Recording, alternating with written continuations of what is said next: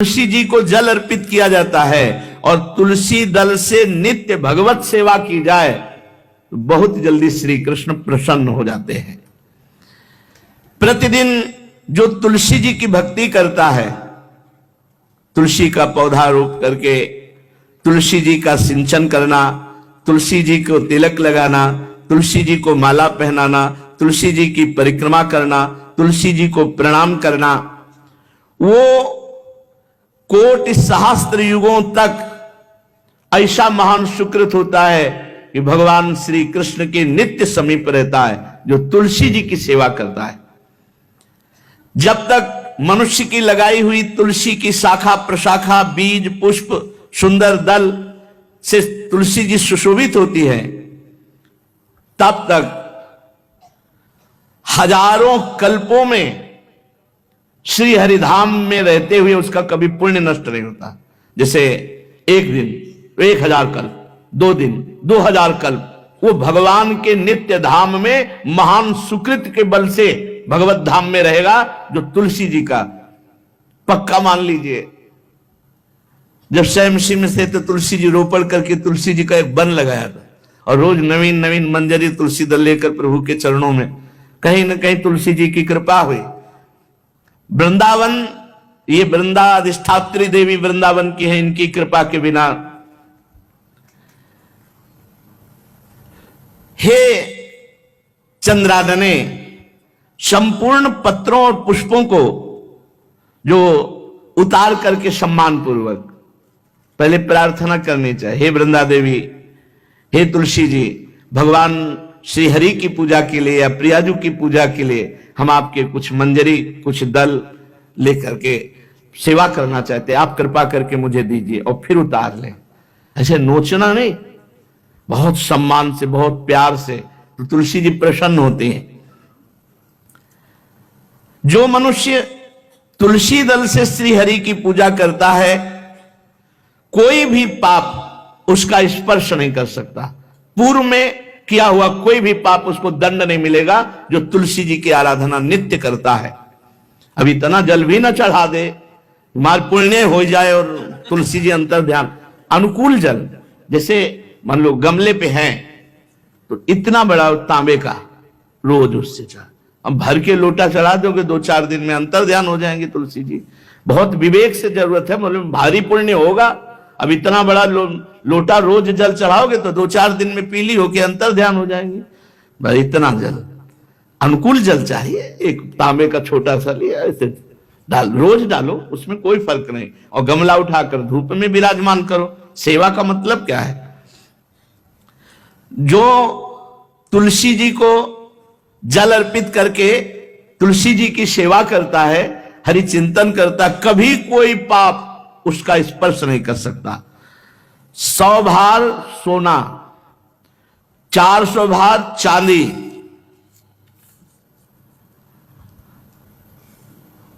का जो दान करने का फल होता है, वो एक तुलसी दल उतार, जो अपने द्वारा लगाई हुई तुलसी दल, वो हरि के चरणों में अर्पित करो। ये 100 भार सोना और चांदी बराबरी नहीं हो सकती। कितना महत्व है।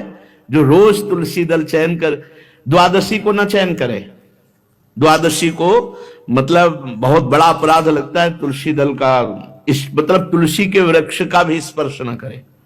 प्रणाम नमस्कार दूर से, एक भी दल नहीं टूटना चाहिए। द्वादशी को ऐसा हमने महापुरुषों से सुना है कि मंजरी और पत्र उतारना ये ठीक नहीं, बिल्कुल नहीं ठीक है। ब्रह्म हत्या का फल लगता है, अगर जो पाप लगता है अगर कोई द्वादशी को तुलसी चयन, बहुत सावधानी से। जिसके घर में तुलसी का बगीचा होता है, कई पौधे होते हैं, उसको कहीं तीर्थ जाने की जरूरत नहीं, उसका घर तीर्थ है जिसके घर में तुलसी के पौधे हैं। और यमराज कभी उस घर में किसी भी मरने वाले को लेने नहीं आएंगे जिसके घर में तुलसी। लगा लो भैया तुलसी लगा लो घर में, काहे कोई यमराज को आने दोगे? सबके घर में तुलसी। कितना सुंदर पहले था, घर में आंगन होते थे, आंगन में एक बहुत बड़ा, और फिर उसमें तुलसी जी, और फिर उसमें 2-4 नर्मदेश्वर शालिग्राम ऐसे, और फिर घर का हर व्यक्ति जल चढ़ाना, प्रणाम करना, नमस्कार करना, 4 पर। कितनी पवित्र पद्धतियां हमारी थी। जब रसोई बने पहली गाय के लिए, फिर कुछ पक्षियों के लिए, फिर कोई संत महात्मा, कोई भिक्षु, ऐसा कितना पवित्र व्यवहार। यहाँ जैसे हमने देखा है, ये रसोई बन रही ना तो धुआं नहीं खत्म होने पाता, वो ही सब अपवित्र किए हुए हैं, राक्षसी बुद्धि आती चली जा रही। तुलसी जी, ये भागवती को वस्तुएं, हमें लगता है बालकनी तो होती है, बढ़िया बालकनी में एक ऐसा उठाने धरने वाला स्टैंड लोहे का रखो कि तुलसी जी को विराजमान कर दो। जिसके घर में तुलसी जी विराजमान होती है उसके घर में यमराज कभी नहीं जाते। जो तुलसी जी का सेवन करता है उसकी सारी कामनाएं तुलसी जी पूर्ण कर देती हैं। तुलसी जी को लगाना, तुलसी जी का पालन करना, तुलसी जी को सिंचन करना, तुलसी जी का दर्शन करना, तुलसी जी का स्पर्श करना, मनुष्य के द्वारा जो मन, वाणी और शरीर से पाप हो गए सबको तुलसी महारानी क्षमा कर देती है, दग्ध कर देती है। पुष्कर आदि तीर्थ, गंगा आदि परम पावन नदियां, ये सब जो स्नान आदि अवगाहन आदि करने का फल देते हैं, वो केवल तुलसी जी घर में विराजमान है उसको फल मिल जाएगा। कितने बढ़िया। जो तुलसी जी की नवीन मंजरी प्रभु के चरणों में अर्पित करके प्रणाम करता है, वो चाहे कितना भी अपराध किए हो, वो कभी यमपुरी को नहीं देखेगा, कभी यमराज के पास नहीं जाएगा। जो मनुष्य तुलसी काष्ठ का घिसा हुआ चंदन लगाता है उसके सारे संचित भस्म हो जाते हैं, और क्रियमाण जो वर्तमान वो कभी उसको बांध नहीं सकते। तुलसी जी का काष्ठ का घिसा हुआ चंदन। जिसके घर में तुलसी की छाया होती है वहां पितरों को अपने आप कल्याण प्राप्त हो जाता है। जो श्राद्ध करने से लाभ मिलता है पितरों को, घर में तुलसी लगा के जो तुलसी की छाया बड़ा वृक्ष, पितरों को तृप्ति मिलती है। चतुर्भुज ब्रह्मा जी सारंग धनवा श्री हरि के महामहिम स्वरूप की अनुभूति करने के लिए भी कहा है कि तुलसी जी का महान महात्म्य, अगर तुलसी जी का सेवन करे तो भगवान श्री हरि की महिमा को जान जाएगा। स्त्री हो या पुरुष, पुरुष नपुंसक नारीवा जीव चराचर कोय, सर्व भाव भज कपट तज मोहि परम प्रिय सोय। शरीर वर्दी है, हमारी पोशाक है, हम सब एक हैं, आत्मस्वरूप है, कुछ अलग नहीं है। शरीर केवल पांच भौतिक है तो सबका पांच भौतिक है, उसमें चिन्ह है स्त्री पुरुष के, बस इसके लिए भगवान की आराधना निषेध थोड़ी है। जो स्त्री या पुरुष श्री तुलसी जी के काष्ठ के मन के बना के, जैसे छोटी कंठी या बड़ी माला धारण करता है, श्री कृष्ण उसके बस में हो जाते हैं। यह है तुलसी जी की महिमा। परम सुहाग श्री कृष्ण मिल जाते हैं, और कौन सी हमें उपलब्धि चाहिए। हे गोपनंदिनी, तुलसी जी का सेवन करने से श्री कृष्ण वश में हो जाते हैं। जो तुलसी की माला से नाम जप करता है, काउंटर वाली बात तो स्मृति के लिए भाई है, हम निषेध नहीं करते, नहीं बहुतों के भजन बंद हो जाएंगे, पर हम इतनी महिमा जरूर बता देते हैं कि तुलसी माला से जो नाम जप किया जाता है उससे आध्यात्मिक सिद्धि बहुत जल्दी होती है।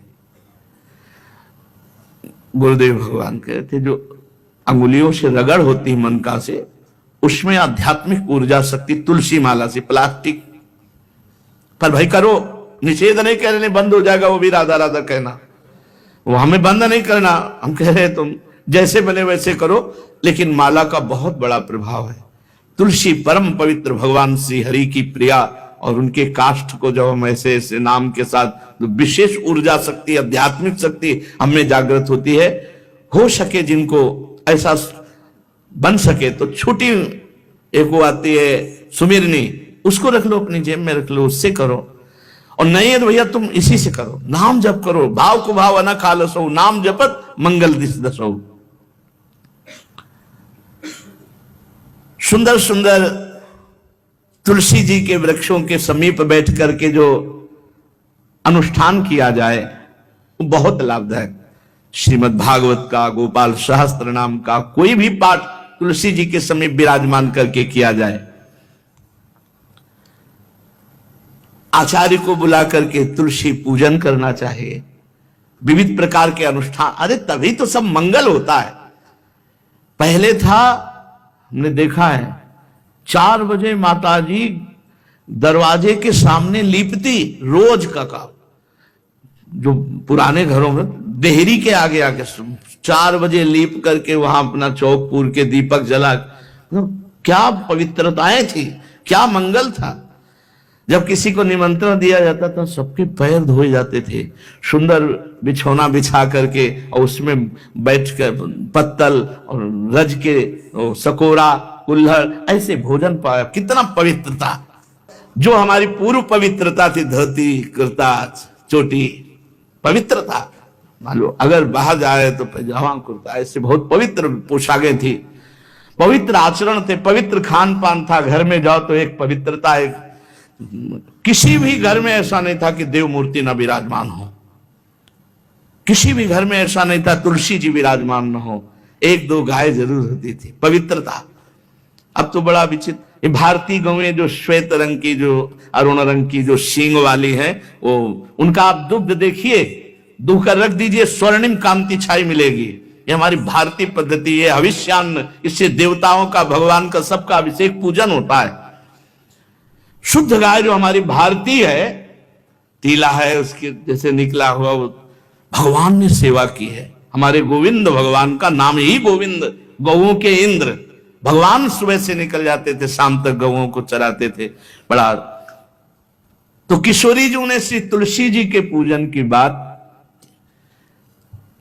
भगवान गोपियों से वादा किए थे कि अब तुम्हें अगली पूर्णिमा को रास, अब रास बिना रासेश्वरी के नहीं हो सकता, लिखा हो चाहे ना लिखा हो। कोई भी विद्वान, कोई भी प्रवक्ता इस बात को बतावे, कहते हैं भागवत में राधा नाम नहीं लिखा है, भागवत राधामय ही है। सांद्रानंद घन प्रेम मूर्ति किशोरी, बिना लाडली जू के कोई रास बता दे कहीं भी, कभी भी, कैसा भी। महारानी जू के बिना रासेश्वरी के रास हो ही नहीं सकता, लिखा हो चाहे ना लिखा हो। क्यों नहीं लिखा? याते श्री सुख प्रगट कियो नहीं, जहां बोले राधा तो समाधि लग जाती हो, यहां 7 दिन में तक्षक काटना है। श्री सुखदेव जी ने महारानी जी का नाम, हरिराम व्यास जी कह रहे, याते श्री सुख प्रगट कियो नहीं, जान सार को सार परम धन, राधा नाम आधार। वैसे तो रोज संकेत वन में, पीछे हमने चर्चा की थी, प्रेम सरोवर में प्रियालाल मिलते थे, नंदगांव वर्षा में। आज लालू ने एक नई लीला रची, गोप देवी लीला है। श्री लालजू महाराज प्रियाजू को रास के लिए उन्होंने सोचा एक बार छलिया रूप रख करके महल में प्रवेश करते हैं, देखते हैं लाडली जू पहचानती है कि नहीं, और कितना प्यार लाडली जू करती है। महाराज तो जो रूप धारण करें तो सभी सुंदर हैं, तो सुंदरता के समुद्र हैं। जब नकबेसर धारण करते ना, अंजन और घूंघट नीलांबर का, महाराज हृदय चूर चूर हो जाए, ऐसे सुंदर है।